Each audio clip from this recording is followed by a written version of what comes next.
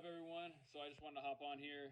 Did a shoulder and arm workout the other day. Just going to go over real briefly, and then I'm going to make some changes just in my workout routine when it comes to just different exercises. Going to mix and match different things.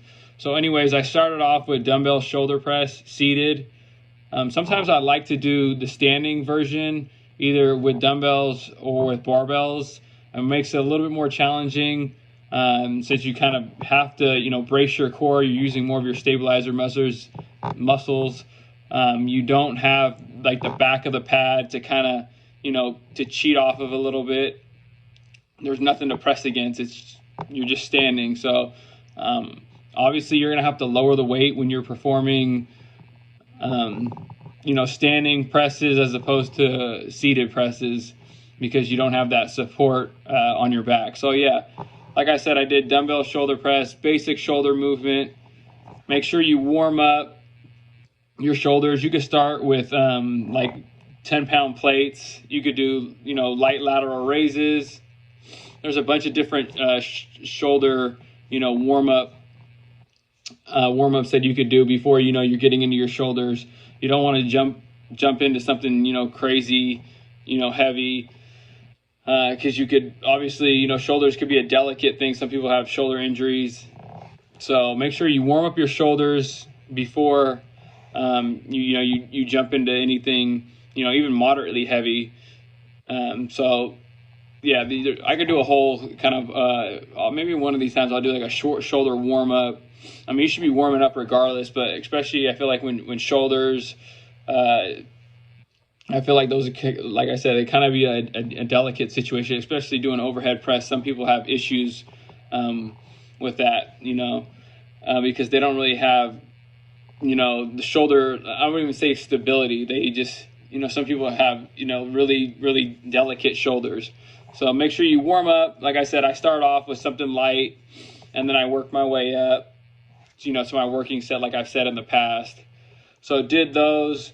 Then I got into dumbbell lateral raises, worked my way up to, I think I did 35 pounds. You don't really have to do that, even that much. You start to, use a little bit too much momentum. You're swinging the weights up, maybe engaging too much of your traps.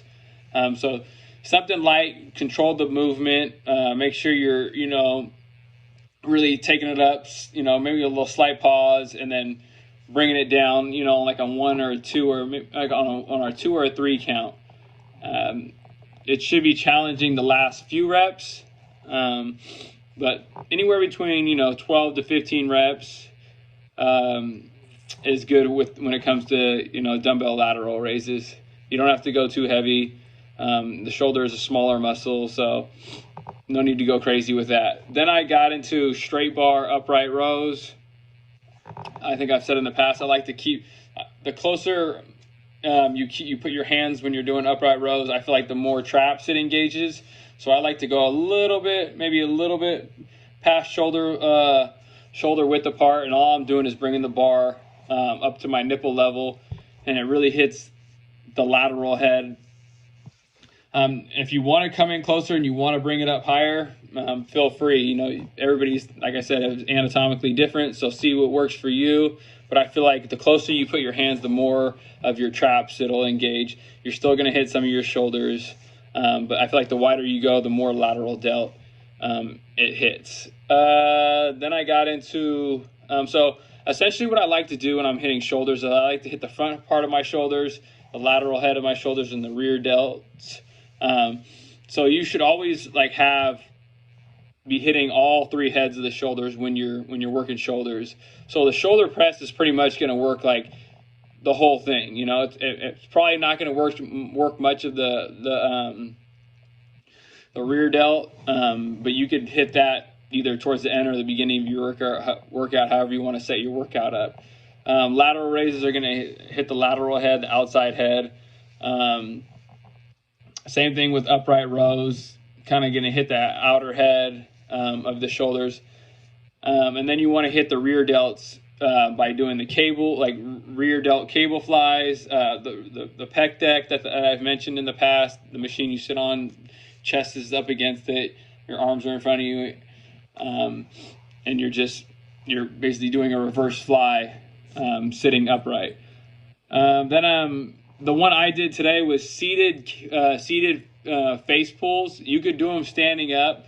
The reason I did them seated is I like to add a little bit more extra weight, and I put my foot up on the cable apparatus, like the pole, and essentially it just lets me pull a little bit more weight.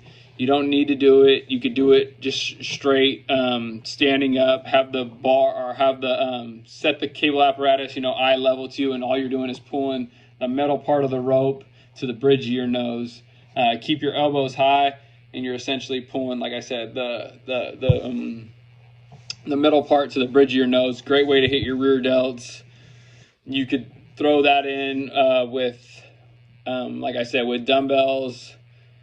Bent over dumbbell flies where your upper torso is bent over, and you could fly with this. You could do the flies this way, pronated, and then you could do neutral dumbbell flies, whatever feels comfortable with you.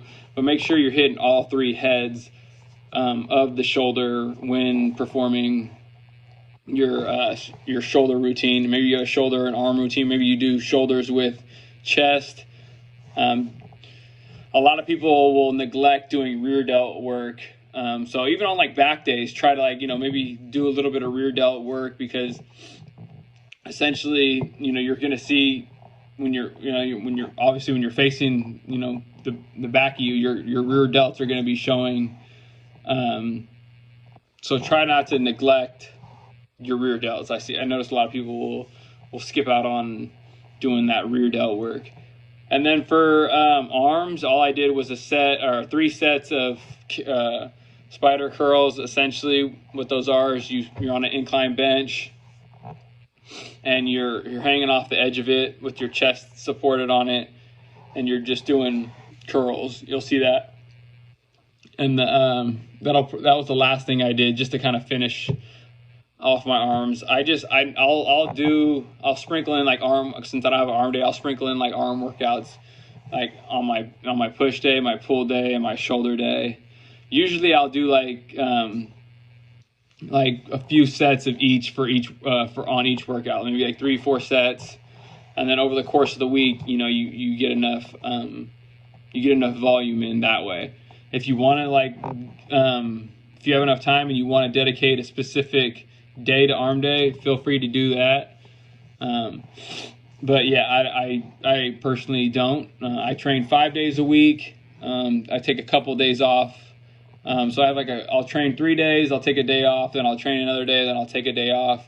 You can mix and match it. You could train 2 days, take a day off, train 1 day, take a day off, whatever fits your schedule. But make sure you're at least giving yourself, a couple of days off during the week, in order for your body to recover, give it ample time to recover. If your goal is, trying to build up your physique, you want to make sure you're giving yourself that ample time to recover. Make sure you're sleeping enough. Make sure you're getting enough nutrition in. If you're at a plateau and you're not really seeing results, maybe you might need to increase the calories, increase them 200 to 300. And, after a week, see how your body weight is progressing. Make sure you're taking pictures. But yeah, don't get frustrated. I know a lot of people will get frustrated. They're not seeing the results. And they see other people, maybe, oh, he's getting results, I'm not getting them. What's going on with my training? Everyone's different. You need to tweak different things. You need to try different things. It could be maybe you're training too much. Maybe you're not training enough. Maybe you're not. Maybe you're eating too much if you're gaining a little bit too much weight too fast. It's a science. Your body's constantly changing. It wants to be in homeostasis. It doesn't want to grow a bunch of muscle. It wants to have a little bit of fat. It wants to. Your body's smarter than it thinks. It wants to be comfortable. So you're gonna have to tweak different things. What worked in the past for you might not work in the future. So it's constantly evolving, constantly changing. So you constantly have to be, being one step ahead of it, and tracking your progress through like a MyFitnessPal app, where you have an understanding of how many calories you're taking in, is also going to be key in order for you to achieve your goals. You can't just go at it blindly and think you're going to know what to change, because it's pretty much just a guessing game. So make sure you're tracking your workouts, have an idea of the type of volume you're doing, how much food you're eating.